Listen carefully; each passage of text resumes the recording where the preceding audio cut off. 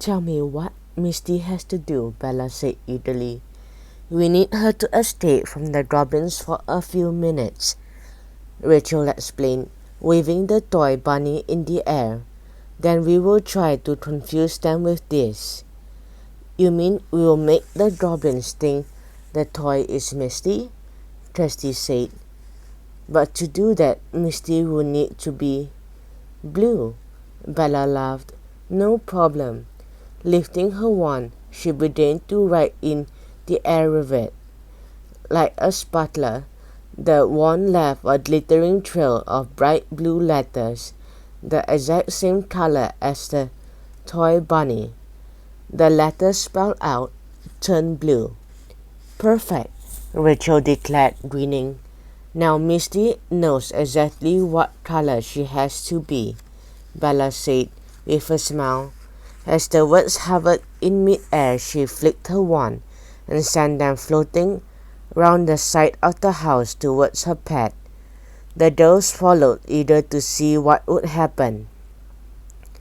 That's mine. Give it back. You have lots, greedy guts. Who are you calling greedy guts? The goblins were still fighting over the chocolates.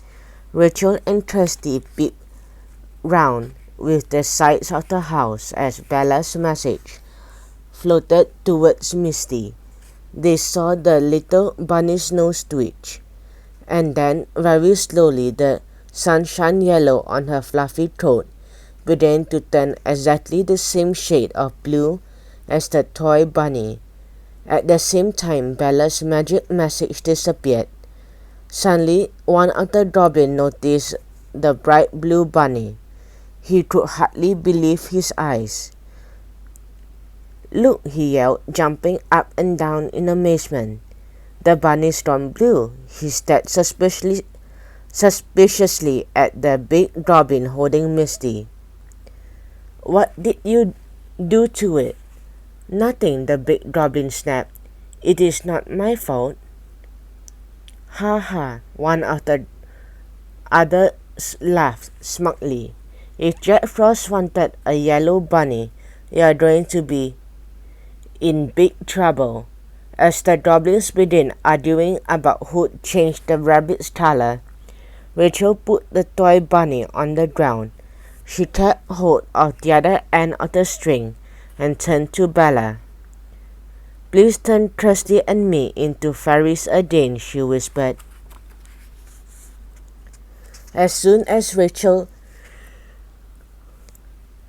and Kirsty had their wings back, the girls fluttered up into the air. Kirsty helped Rachel hold the end of the string, as the toy was too heavy for Rachel to carry, now that she is fairy size. We need Misty to lead the goblins over here, Rachel told Bella. Bella nodded and began to write in the air with her wand again. This time the message said, "Follow me." Rachel, Kirsty and Bella watched as the message floated around the side of the house towards Misty. The goblins were pushing and shoving each other now.